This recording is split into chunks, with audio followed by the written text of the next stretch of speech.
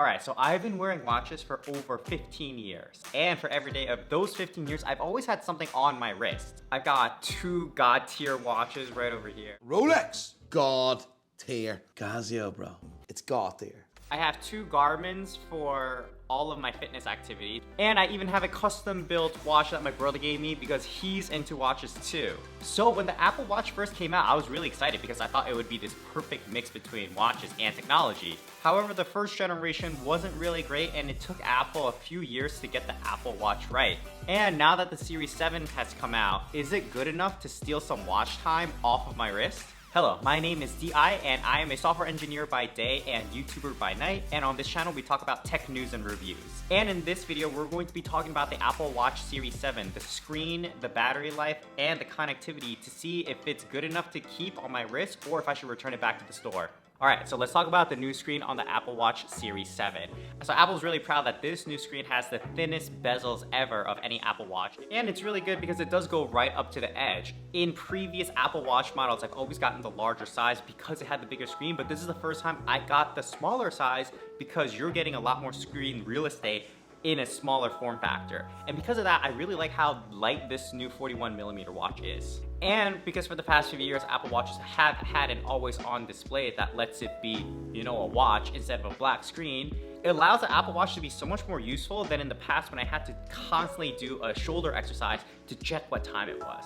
And with that new screen, you can do a lot of customization. You can customize the new watch faces on the fly, and I do like the new one where it shows the numbers around the bezel. It's pretty cool effect without being too distracting. Because what I've always found about the Apple Watch is that the more complications that you have on the screen, the more often you're going to be checking to see if there's any updates on anything, the battery life, the weather. And so the simpler screens have always been the better choice for me because it makes the Apple Watch less distracting. Alright, so we talked about the screen, but how is the battery life? Because one of the problems I've always had with Apple Watches is the battery life.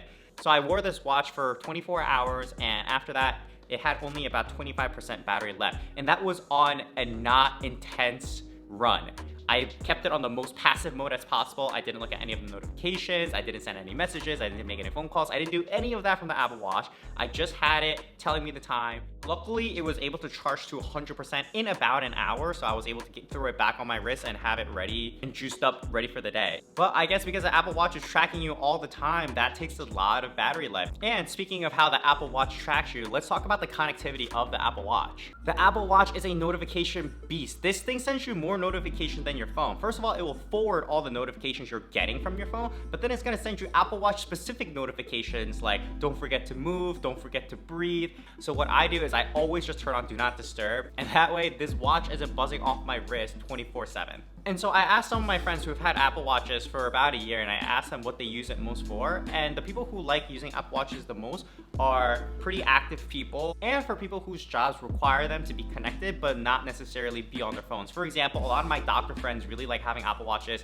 because they like being connected but they can't be on their phones constantly. So did the Apple Watch do enough to make it into my lineup of watches? The answer is no. Let me explain why. I already have a watch for everything. I have my everyday watches, I have my watches for exercising, and this doesn't really fit into that lineup super well. Like, think about when the smartphone first came out. A lot of people already had cell phones, but the smartphone was so good that it compelled people to get the smartphone over the current phones. The Apple Watch just doesn't do it for me because of its bad battery life. On my Garmin's, which are also smartwatches, the battery life lasts up to 2 weeks. Now, I'm not saying Apple Watch needs to be on that level, but even if it had like a week's worth of battery life, I think that would make it such a more compelling product because I don't like taking my watch on and off every day to charge it. The only thing I like to charge every day is my phone, and I don't like to keep track of 2 things now that I have to charge every day. So yeah, in my life, I like to kind of live by this motto of if it's not a fuck yeah, it's a fuck no. The Apple Watch is a really cool, nifty gadget, but I'm very lukewarm about it. And because it's not a fuck yeah, I'm gonna have to return this device back to the store. So yeah, those are my thoughts on the Apple Watch as a watch enthusiast. Please let me know down in the comments whether you have an Apple Watch, whether you've had any of the watches in the past, or you're thinking about getting this one. I'd love to hear from you. I respond to all my comments, so I really appreciate if you left one. Thanks again so much for watching, and I'll see you in the next one.